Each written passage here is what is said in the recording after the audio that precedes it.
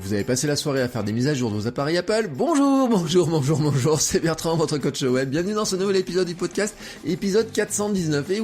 Et oui, si vous avez un iPhone, un iPad, une montre connectée ou un ordinateur Apple qui pouvait faire la mise à jour, vous avez peut-être passé une partie de votre soirée à faire les mises à jour parce que hier, c'était la grande sortie des différentes versions des logiciels, des sorties attendues. Et puis aujourd'hui aussi, on est dans les sorties de nouveaux iPhone, etc. Et si je vous parle de ça, c'est parce que l'invité que j'ai aujourd'hui, il est féru de toute la marque à la pomme. Ça fait, il nous dit 25 ans qu'il utilise des marques, qu'il utilise des appareils Apple. Et il a décidé d'en parler aussi dans un podcast, dans un blog, etc., dans ses contenus. Mon invité, c'est David, qui a un blog qui s'appelle c'estpourmapomme.blog, enfin un blog et un podcast, où il parle de tout cet univers-là.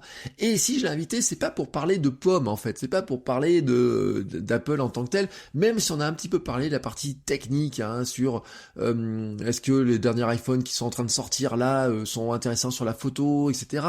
Mais ce qui m'intéressait avec David, c'est que il a un ordinateur à la maison, mais en fait il ne s'en sert pas, il le démarre plus parce que il est fan de son iPad et il crée son contenu sur iPad. Et c'est ce qui m'intéressait, c'est que David, quand il crée son contenu, c'est pas son métier, il a un travail, etc. Il a une vie de famille, mais avec un mode de production assez léger, c'est-à-dire un micro qui est branché sur un iPad avec un adaptateur, tout simplement, il arrive à enregistrer son podcast, à faire tout simplement la publication de A à Z de son podcast, de ses billets de blog, etc., de tout ça. Il a même, je lui ai même demandé, la couverture de son podcast, il l'a faite sur l'iPad. J'ai essayé de le piéger même, de lui dire, mais est-ce qu'il y a un truc que tu n'as pas réussi à faire sur ton iPad? Non.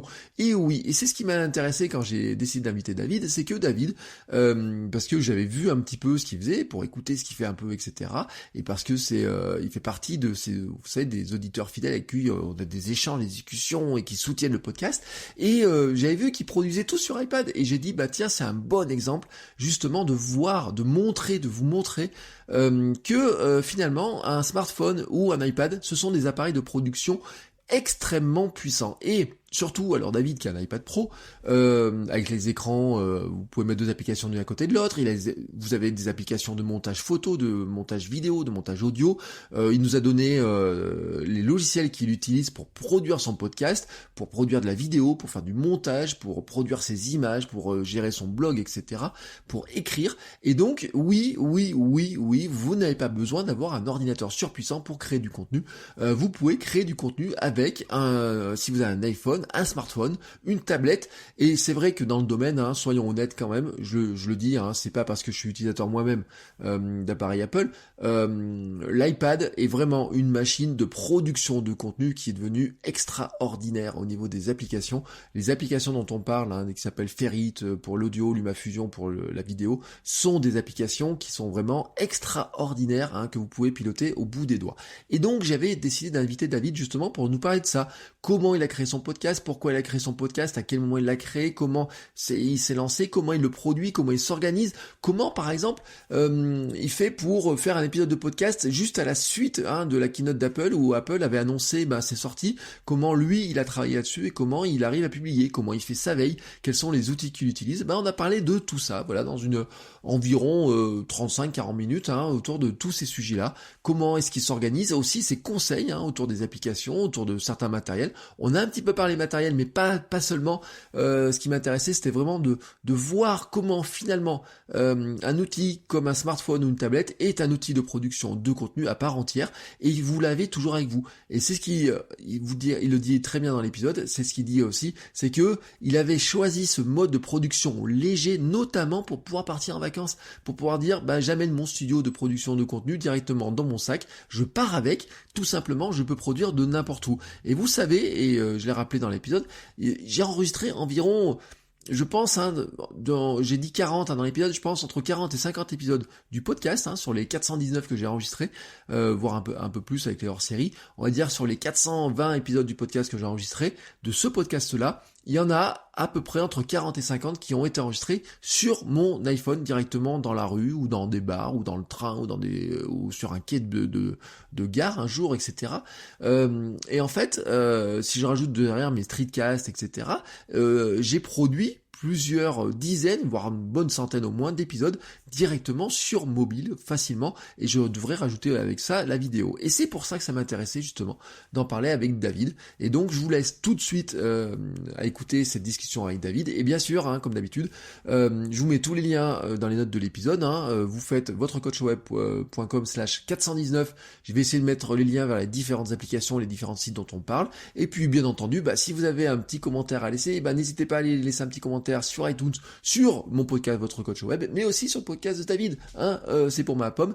Vous savez, hein, les bonnes notes, hein, comme ça aide toujours les podcasts à se faire remarquer dans les classements et à les faire grimper dans les classements et à ce qu'il y ait plus de gens qui nous écoutent. Voilà, je vous laisse sur cette discussion avec David et je vous souhaite un bon week-end et je vous dis à lundi pour un nouvel épisode.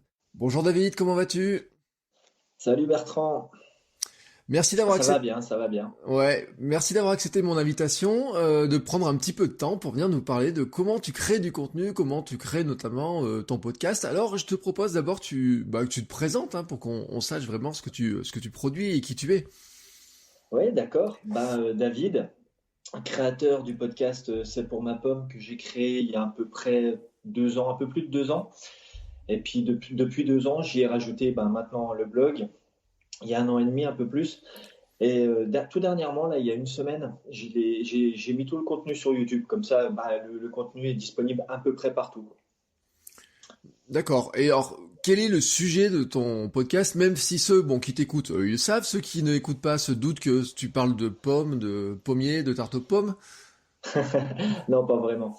Non, on va dire que le sujet, c'est plutôt tech, photo, tourné vers l'univers Apple. Parce que j'utilise que des produits Apple. Ouais, est-ce que tu te considères comme un fanboy, un Apple fanboy? Ouais, à ce stade-là, on peut considérer comme fanboy. Ça fait quand même plus de 25 ans que j'utilise des produits Apple, donc ouais, là on peut se considérer comme fanboy quand même. Donc tu connais très très bien cet univers-là. D'ailleurs, on peut le dire, hein, ton dernier épisode, c'était le dernier, hein, qui était sur la keynote. Ouais. Ouais. Et j'imagine que tu es un petit peu en attente aussi des sorties, des mises à jour et tout. Là maintenant, ça doit être. Ah oui, là au moment où on enregistre, elles vont sortir dans quelques heures. Donc ouais, Ouais. on va faire ça ce soir. Voilà. Donc comme tous ceux qui ont du matériel Apple, ce soir il y a la mise à jour. Nous on enregistre. Je le dis on est jeudi après-midi, hein, quand on enregistre. Il sera diffusé demain matin. Donc entre-temps, normalement, les mises à jour seront faites. Voilà. Mais moi, au moins, je suis tranquille. Tout le contenu sera publié. On verra comment ça se passe. Mais en général, ça se passe bien les mises à jour, hein, quand on est quand même chez Apple. Hein. Ouais, généralement, oui. Voilà.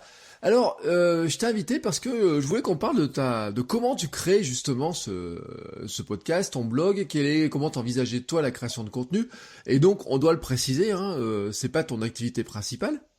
Non, pas du tout. Donc ça veut dire que tu t'organises sur ton temps libre, je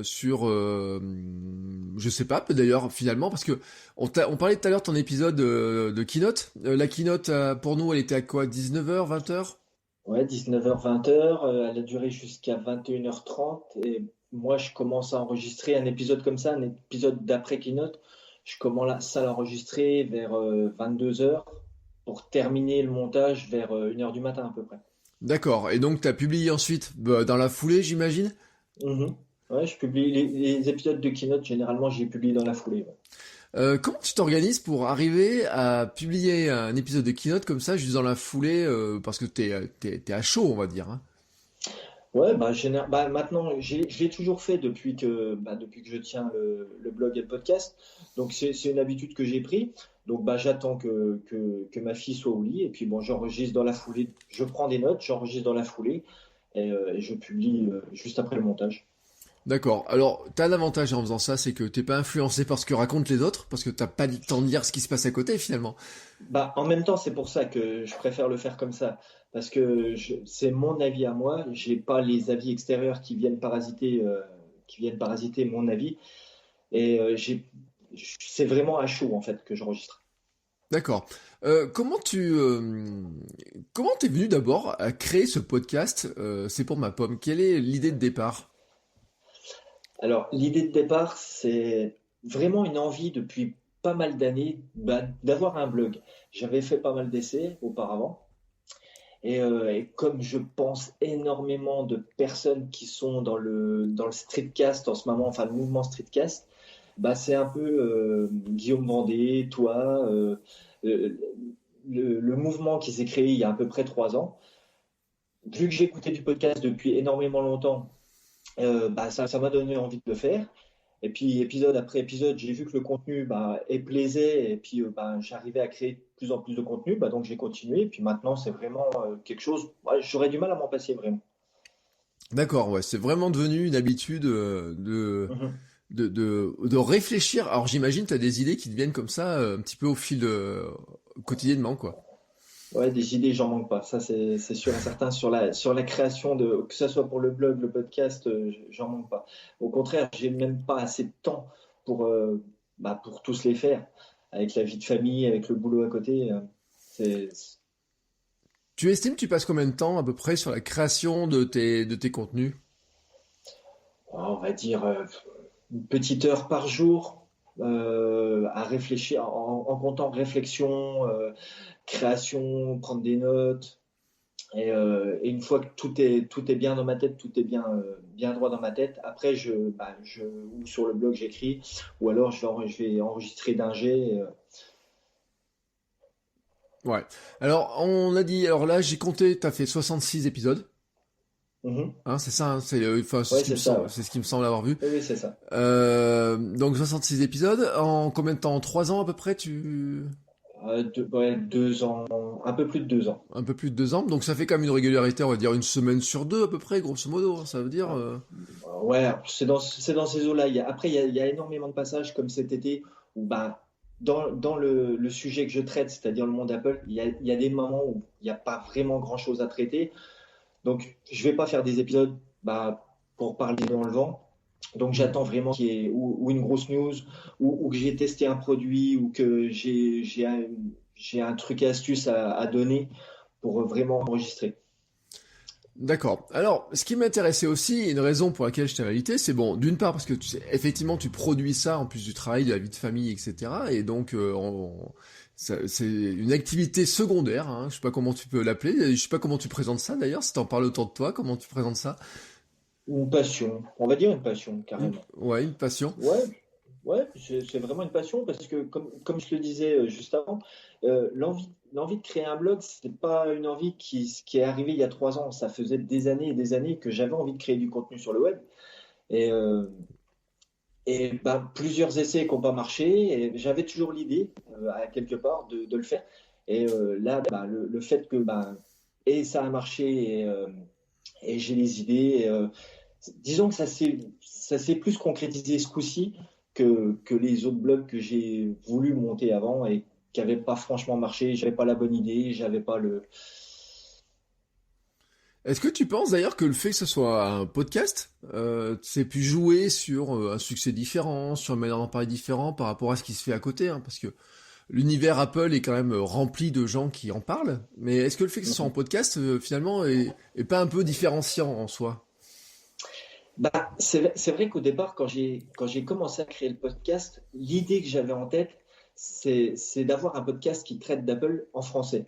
Parce que Hmm. des podcasts sur Apple, il y en a quand même, comme tu le dis, des millions. Mais en français, il y en a autant que ça. En format podcast, il doit y en avoir, allez, on va dire trois gros. Mais sinon, il n'y a pas de podcast vraiment qui parle du sujet Apple en profondeur.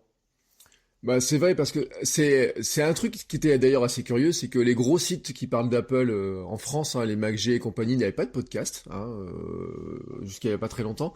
Alors que les Américains ont des podcasts dans tous les sens, où ils en parlent dans tous les sens. Alors je pense bien sûr à l'univers autour de Mac Stories et compagnie, où là il y en a dans tous les sens, et ils arrivent à traiter ça dans la finesse, hein, qui doit te faire rêver, j'imagine, parce que quand tu écoutes ce qu'ils font, tu dois te dire, oh là là, si j'avais du temps. Ah bah c'est clair que comme dans toute passion, on a des comment je pourrais dire, on a des personnes qu'on suit vraiment et j'ai pas envie de dire qu'on a envie de ressembler, mais qui donnent quand même un but à atteindre. Et oui, les Mac Stories, les Léo Laporte, toute toute cette mouvance-là de podcast américain, ouais, c'est vraiment quelque chose que je suis chaque épisode et que j'aime vraiment. Ouais. Alors je sais pas, est-ce que tu suis Mac Sparky aussi? Ouais. Oui. Ouais, alors ce qui est intéressant, c'est que lui aussi, finalement, l'univers Max, c'est sa deuxième activité, puisqu'il est avocat, hein, ce qui est quand même assez incroyable, parce on imagine les avocats débordés par plein de choses. Et en fait, on se rend compte quand même qu'il a du podcast, du blog, etc., qui est extrêmement fourni. Et donc, ça montre aussi, voilà, qu'il y a des exemples, hein, qu'il n'y a pas que des gens qui font que ça, hein, et qu'on a une place à se faire. Mais que j'imagine, voilà, c'est une question d'organisation. Enfin, j'imagine, je le sais, parce que c'est aussi mon cas sur certains jours où il faut vraiment s'organiser pour que tout rentre dans une journée, voilà. Et je pense aussi que ça vient aussi des outils. Et c'est ce que je voulais, sur quoi je voulais venir, hein, c'est que finalement, tu as une manière de produire aussi ton contenu, j'avais envie de dire très légère. Hein. Je sais pas comment toi tu vois les choses, mais on peut dire que t'as pas beaucoup d'outils pour arriver à produire ton podcast. Bah, c'est ce que je voulais dès le départ. Je voulais pas. Déjà, j'utilisais de moins en moins mon Mac et je voulais vraiment passer sur un setup que je puisse emmener partout, que je puisse produire du contenu partout où j'allais. Euh, que je sois avec. Là, j'ai pas cette année parce que je suis pas parti en vacances, mais l'année dernière, je suis parti en vacances dans le sud. J'ai réussi à créer des épisodes, à créer des billets de blog alors que j'étais pas à la maison. Et c'est ça vraiment que je recherche au départ, c'est de pouvoir créer du contenu partout où je Mm. suis. C'est pour ça que je fais tout sur mobile. Ouais. Alors, on dit léger, hein, mais je crois que tu avais fait un épisode sur ce que tu as mis dans ton sac en vacances l'an dernier. Moi, j'avais halluciné parce que, attention, le léger est quand même très relatif. Hein, si on retrouve l'épisode, j'essaierai de le mettre dans les notes de l'épisode parce que quand même, j'avais un souvenir que ton sac était très bien rempli. Mais finalement, pour produire ton podcast, tu as besoin de quoi? Bah, d'un micro, d'un iPad. Voilà, seulement le micro, l'iPad, un connecteur entre-temps, hein, j'imagine. Le connecteur Apple USB Lightning, juste pour avoir de la batterie en plus sur l'iPad, parce que le micro que j'utilise, moi, c'est le Blue Yeti. Et, et il faut obligatoirement mettre une batterie externe pour que l'iPad tienne vraiment la charge. Mais Ouais, sinon, non, j'ai besoin de rien d'autre. voilà, donc tu as un iPad, un micro, un connecteur entre les deux.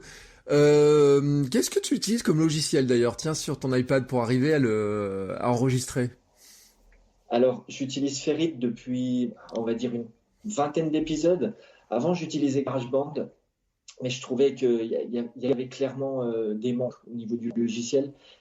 Et j'ai décidé à un moment, j'avais vraiment entendu parler de Ferrite depuis des mois et des mois. J'ai décidé de me lancer, d'essayer. Et c'est vrai que là c'est vraiment le logiciel que j'attendais. C'est le logiciel qui me permet de faire exactement ce que je veux. Ouais, alors Et en plus, ils annoncent une grosse mise à jour d'après ce que j'ai vu ce matin. Ah oui, alors ça je l'ai pas vu, mais c'est vrai que moi j'utilise Ferrite sur mon iPhone. Hein. Il y a, je pense, 40 épisodes sur les 400 de votre coach web qui ont été enregistrés directement sur l'iPhone avec Ferrite. Et je dis peut-être même plus, hein, parce que quand mon Mac était tombé en panne, j'ai enregistré tout sur l'iPhone. Et il a des processus, alors je sais pas si t'as pris la version, les options payantes, pro et compagnie, parce qu'il y a différentes options, mais il a même de l'automatisation de son qu'on n'arrive pas à trouver si facilement que ça sur les logiciels de bureau. Oui, c'est clair. Il est vraiment extrêmement complet pour un logiciel d'iPad, comme pas mal de logiciels maintenant.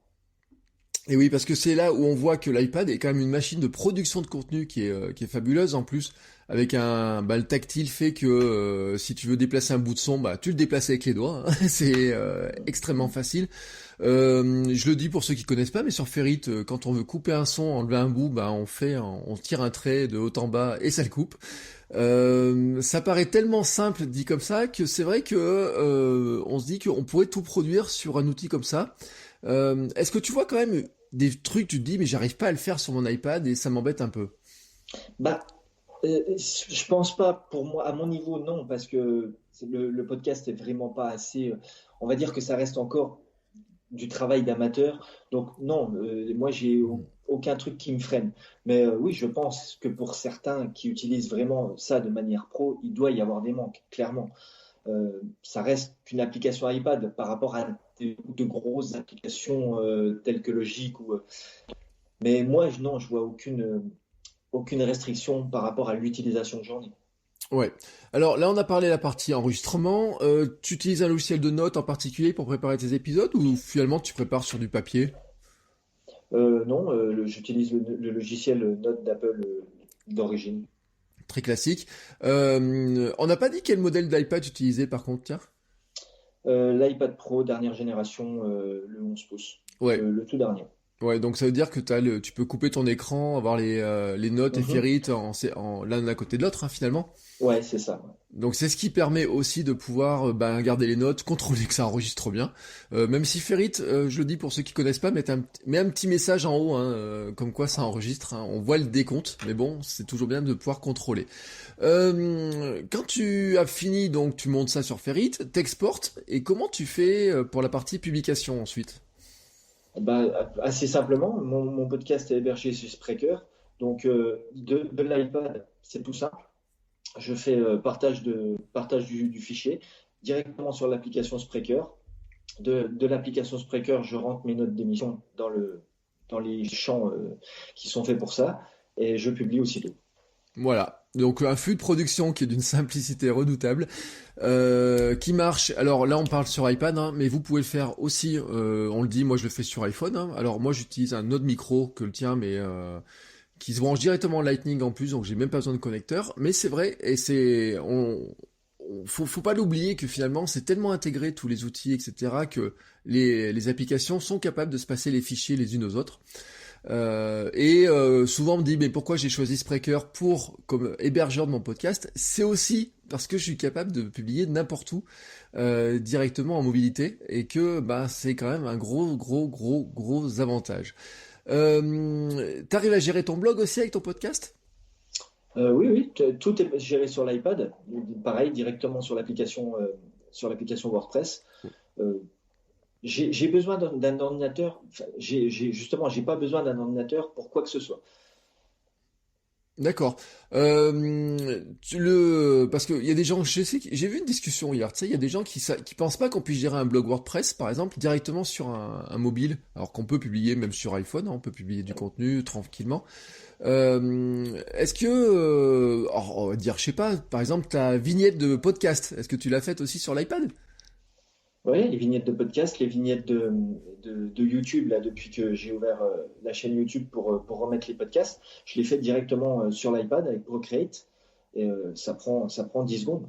Voilà. Alors, tu voyais, je suis en train d'essayer de chercher à quel moment David pourrait ne pas être limité par son iPad.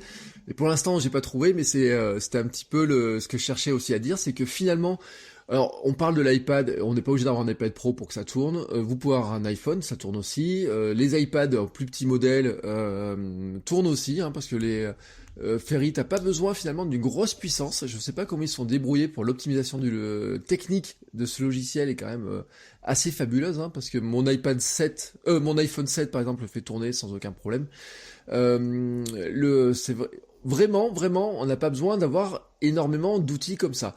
Est-ce qu'il y a des applications d'ailleurs dont tu peux pas te passer sur ton iPad qui, au moment de créer ton contenu, des petits trucs, tu dirais, il y a une application qui est vraiment extrêmement utile pour moi.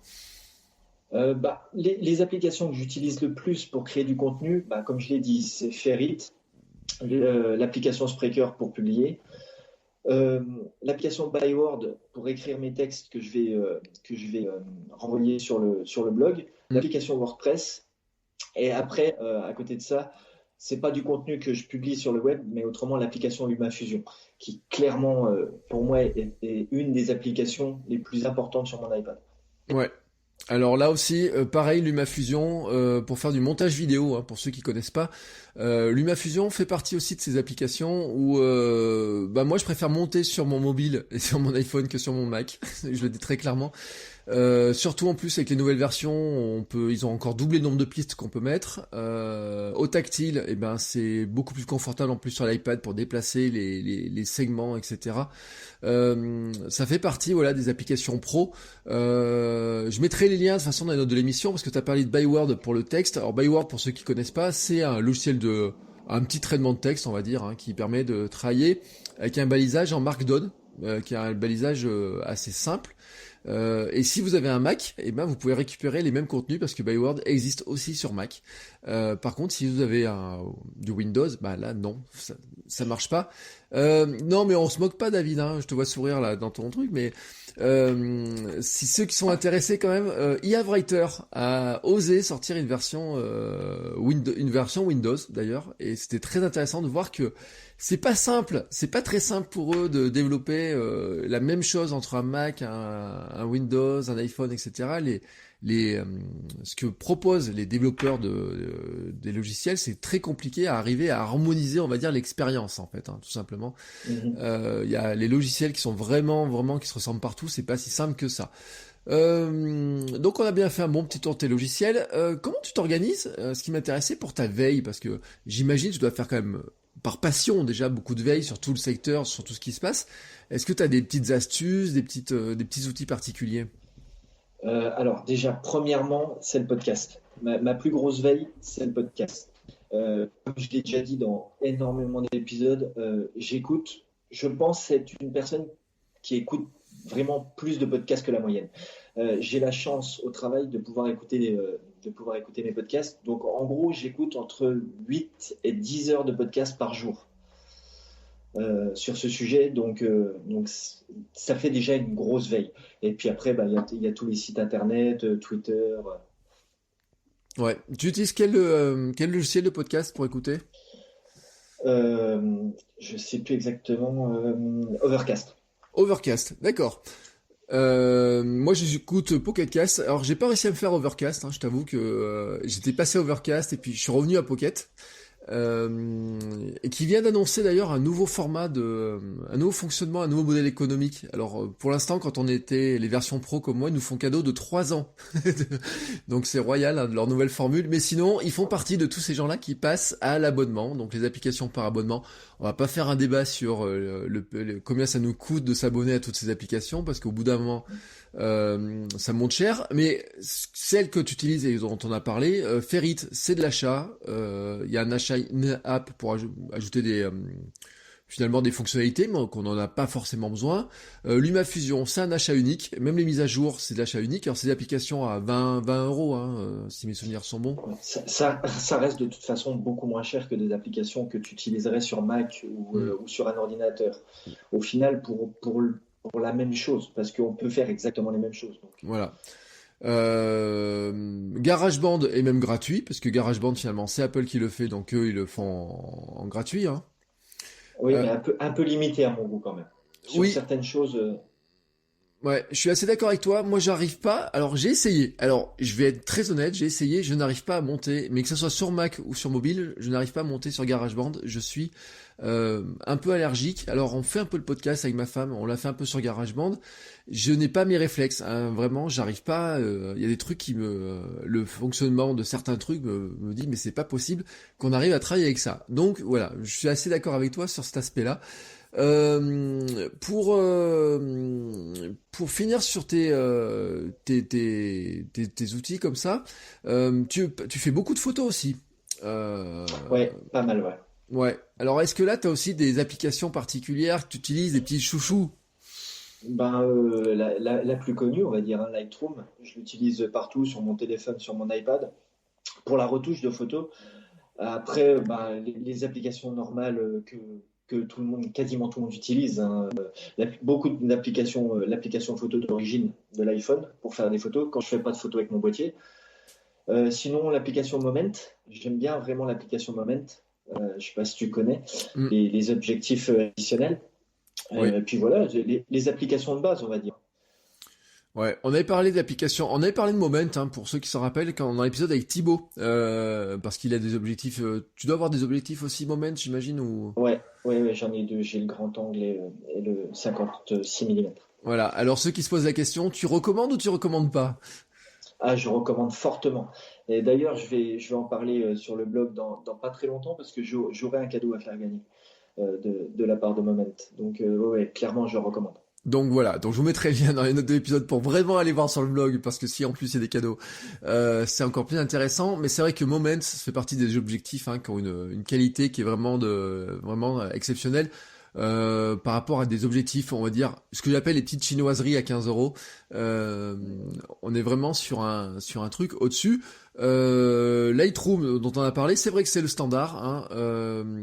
Moi, j'utilise pas. Voilà, je dis très clairement, ça fait partie des applications que j'utilise beaucoup. Je l'ai quand même sur mon téléphone pour. Il y a un truc qui est pas mal dedans quand même, ce sont les profils, hein, comment on appelle ça? J'ai perdu le mot, tu vois. Les presets. Les presets, voilà. Donc j'ai récupéré quelques presets, etc. Mais c'est vrai, je suis un peu allergique, moi, tu sais, je suis un peu allergique au monde Adobe en fait. Alors j'ai trop travaillé dessus et j'ai réussi à m'en passer. Moi, j'aime bien Alid comment il s'appelle Alid pour la photo et Darkroom pour le retraitement des photos, que je trouve qui est quand même une application qui est là aussi très très très très bonne et qui n'est pas sur abonnement non plus d'ailleurs. C'est des applications que j'ai aussi sur mon téléphone. Ouais. Et c'est vrai que l'application Moment, on doit le préciser, on a parlé de photos, mais elle permet de filmer aussi, faire de la vidéo. Et il y a des réglages, on arrive à accéder à des réglages, si vous voulez filmer en 4K, si vous voulez filmer dans certains modes un petit peu particuliers, qui sont beaucoup beaucoup plus accessibles que si vous filmez avec l'application native de l'iPhone. Parce qu'en fait, les fonctionnalités, elles existent. Hein. Apple a mis en place des fonctionnalités, mais qu'on ne trouve pas forcément facilement dans l'application par défaut. On pense au RAW par exemple, on pense à plein de choses, et puis ils rajoutent des choses comme des zébras, ils rajoutent des choses comme le contrôle de profondeur, etc. Ça vaut le coup, hein, si vous n'êtes pas trop fan de ces applications-là, ça vaut le coup quand même, je pense, de s'aventurer, je sais pas ce que t'en penses. Hein. Ah bah puis ça va encore augmenter là avec les nouvelles itérations de l'iPhone. Il va y avoir encore plus de possibilités, des applications qui seront encore plus poussées, qui auront plus un côté professionnel que ce qu'on a là. Ouais. Tiens, tant qu'on parle de nouvel iPhone, parce que dans la dernière keynote, justement, c'est nouveaux iPhones, et hier, tu vois, j'ai lu le contenu d'une créatrice de contenu, qui posait une question, elle dit, bon, bah, je voudrais changer mon iPhone 7, je veux acheter un smartphone qui fait des meilleures photos. Son seul critère, c'est l'achat, d'avoir des meilleures photos. Est-ce que tu lui recommandes un modèle en particulier dans tout ce que tu as vu là? Tu te dis, tiens, il y a un modèle de l'iPhone qui sort là, ou qui est déjà sorti peut-être, sur lequel vraiment en photo ça va être une tuerie. Bah écoute, si je me base sur ce qui se dit, parce que bon, on l'a encore pas en main, on l'aura que demain, justement, là, j'ai sous les yeux un article qui est sorti ce matin. Je sais pas si tu connais, c'est un grand photographe américain qui s'appelle Austin Mann. Oui. Et il a un blog sur la photo et il a fait une review sur l'iPhone 11 Pro qui est clairement dithyrambique. Je sais plus exactement, je pourrais pas te le citer, mais il dit que c'est la plus grosse avancée qu'il y a eu sur l'iPhone en termes de photos depuis 2012 et le mode panoramique. Donc clairement, à mon avis, les iPhone 11 Pro vont élever le palier au niveau de la photo sur les iPhones. Ouais, et puis avec ce qui a annoncé un gros progrès sur la photo de nuit, hein, qui était un peu la faiblesse par rapport à chez Google. Bah tu vois, moi cette créatrice de contenu, elle se disait, ah, est-ce que je vais pas aller chez Huawei, etc. Tout le monde lui dit, prends le P30, etc. Moi je lui dis, écoute, méfie-toi, attends un peu, regarde les tests, regarde ce qui va sortir, parce que je pense quand même que ça peut valoir le coup. Je pense. Et puis là, même sur YouTube, il y a déjà des vidéos comparatives. Je pense à une vidéo que j'ai regardée hier soir d'Ajustin qui fait des comparatifs justement entre le Pixel et l'iPhone. Et clairement, le Pixel est en dessous de l'iPhone. Même s'il y a le Pixel 4 qui va sortir dans très peu de temps, là, en tout cas, si on se base sur le modèle de l'année dernière, l'iPhone est au-dessus. Voilà. Et il faut le dire, hein, c'est vrai qu'on voit quand même qu'avec ces derniers modèles, et puis ils ont mis ils ont mis le mot pro en plus dessus, mais je pense que pour ceux qui font de la vidéo mobile, qui font de la photo, beaucoup de photos mobiles, etc., là on va vraiment, vraiment, et ça va finir, je pense, d'enterrer certains usages des appareils photo, des boîtiers, des gros boîtiers pour beaucoup. Hein. Ouais, clairement, ouais, clairement. De toute façon, maintenant, comme on le disait au début, que ça soit en mobile, sur téléphone ou sur iPad, on peut quasiment tout faire ce qu'on faisait avant. Après, avoir un boîtier, oui, c'est bien pour avoir différents objectifs, et encore, on peut le faire sur téléphone avec des objectifs additionnels. Mais il y a encore quelques photos qui sont pas faisables avec un téléphone. Mais on s'en rapproche, clairement, on s'en rapproche de plus en plus. Ouais. Et c'est vrai que là où on voit des fois des écarts, c'est sur les traitements de l'image. Hein. Moi, je pense souvent que c'est la fonction portraits où il y a des aberrations qui viennent du traitement, comme il calcule les images. On voit que c'est un calcul qui est informatique, hein, contrairement à un boîtier où tu auras un objectif, tu pourrais vraiment, ça serait de l'optique et c'est vraiment différent et on voit la différence. Mais comme les logiciels progressent au fur et à mesure, ben les différences ont une tendance à diminuer et ça se voit de moins en moins, quoi. Et puis, est-ce que les gens recherchent vraiment la photo parfaite, à part certaines personnes comme moi, comme d'autres, qui font de la photo, qui connaissent la photo, le- les gens, on va dire, normaux, regardent pas ces détails-là. Ça m'étonnerait. Ouais. Ouais, ou alors ils s'en rendent compte. Alors moi je le dis souvent, c'est que ça me fait rigoler, c'est que ça me fait disparaître des câbles de mes écouteurs quand je fais des photos de running. J'ai l'écouteur dans les oreilles, mais j'ai plus les câbles, mais ça vient des traitements comme ça. Moi je le vois, mais c'est vrai comme tu dis, je suis pas certain que ceux qui voient ma photo, eux voient qu'il y a un truc qui cloche. Bon, c'était une petite parenthèse technique, mais qui est importante, hein, parce que c'est vrai que le matériel arrive, on est toujours un petit peu tenté, on sait pas trop quoi choisir, et c'est pour ça que je voulais t'inviter, parce moi je dis toujours que de toute façon, l'appareil le peut-être le plus puissant pour créer du contenu actuellement entre l'iPhone et l'iPad, c'est l'un de ces deux appareils-là de toute façon, mais que dans tous les cas, on a dans la poche de quoi créer n'importe quel truc. Qu'on veut faire de l'Instagram, hein, parce que tu es sur Instagram, qu'on veut faire du podcast comme tu le fais, du blog comme tu le fais, de la vidéo sur YouTube, bah, on a parlé de LumaFusion, on peut le faire avec un smartphone ou une tablette, parce qu'on pourrait travailler avec l'un et l'autre, hein, d'ailleurs, filmer avec l'un, monter sur l'autre sans problème, hein, dans l'écosystème ça fonctionnerait.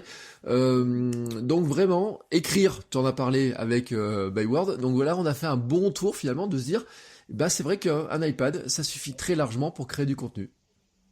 Ah oui, clairement. Moi, là, ça fait 2 ans à peu près que je suis passé full iPad, que j'ai plus du tout d'ordinateur. Enfin, je l'ai, mais il est plus du tout allumé.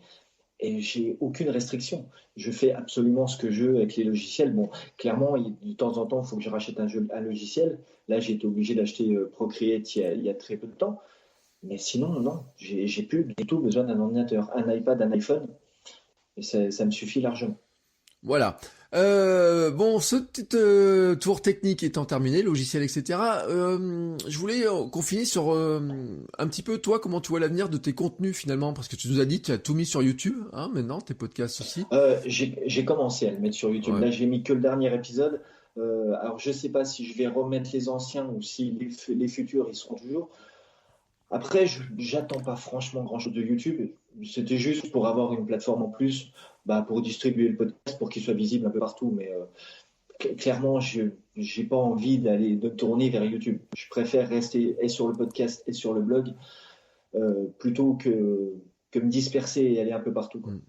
Comment tu vois d'ailleurs l'avenir de tes contenus? Est-ce qu'il y a des choses que tu aimerais monter? Est-ce que tu as des projets comme ça en tête? Tu te dis, tiens, il y a des trucs que j'aimerais bien faire quand même. Bah, pour l'instant, l'avenir, continuer comme c'est, peut-être alors j'aime pas trop le mot, mais peut-être un peu le professionnaliser. Mais pas dans le terme gagner de l'argent avec, mais que la qualité soit meilleure, que la qualité du podcast soit meilleure, que là j'ai rechangé tout le design il y a quelques jours, une semaine, du site, du blog. Voilà, essayer d'avoir une cohérence dans tout le contenu que je crée et que ça soit un peu plus pro, on va dire, mais même si j'aime pas ce mot-là, quoi.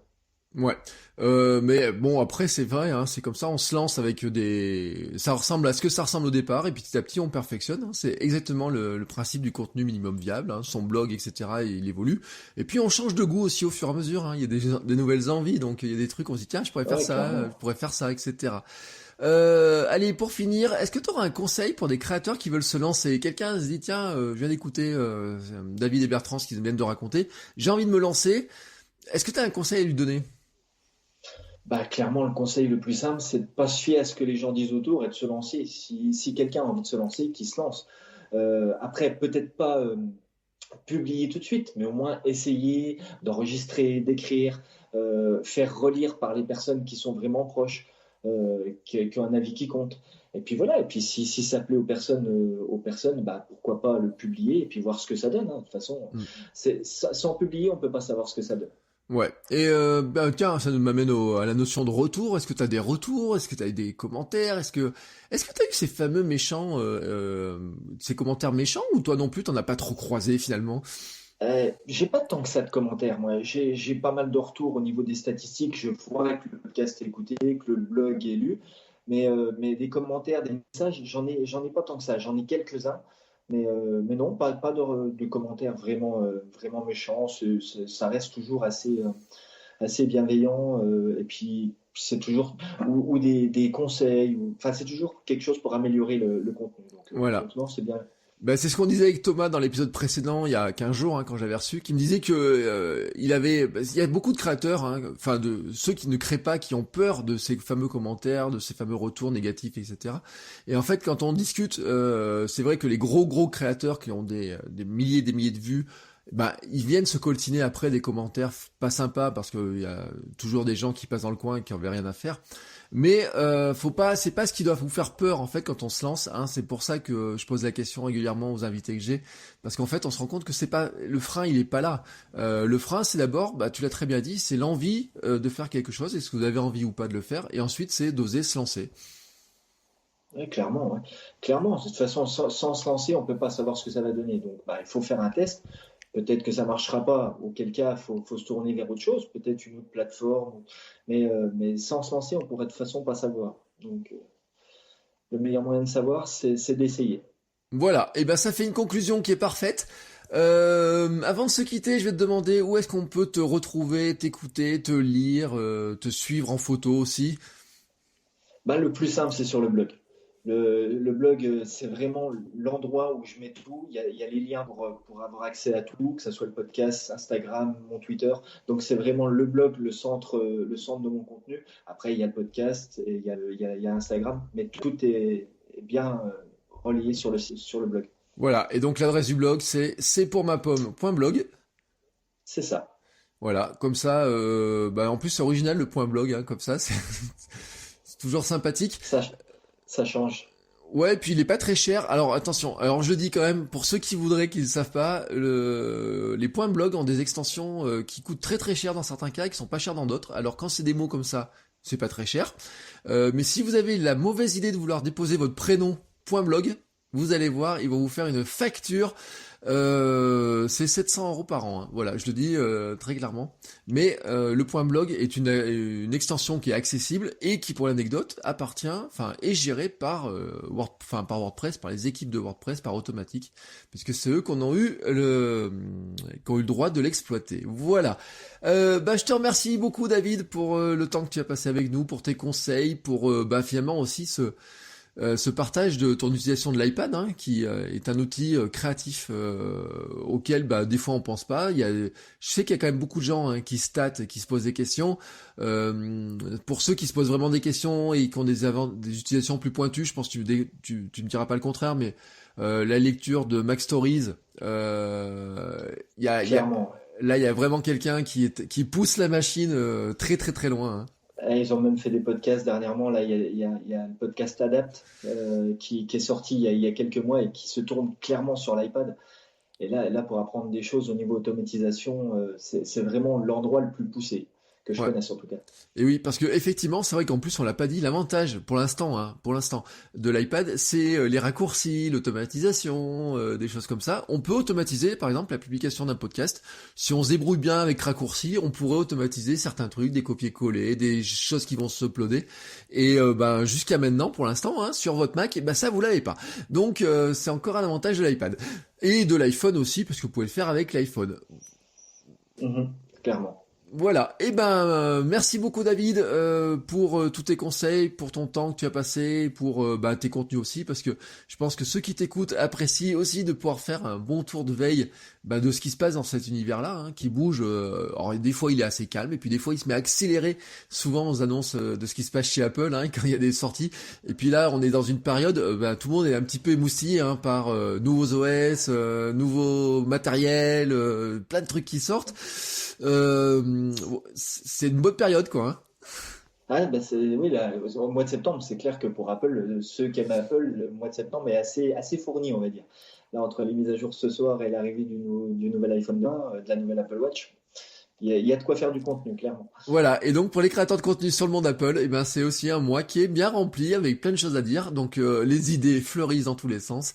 Et donc je te remercie d'avoir pris un petit peu de temps pour nous, et je vous dis, tous ceux qui écoutent ce podcast, hein, on se retrouve très bientôt pour un nouvel épisode, un bon week-end, hein, tout simplement. Et je te souhaite à toi aussi, bon week-end David. Bon week-end. Ciao ciao les créateurs. Au revoir.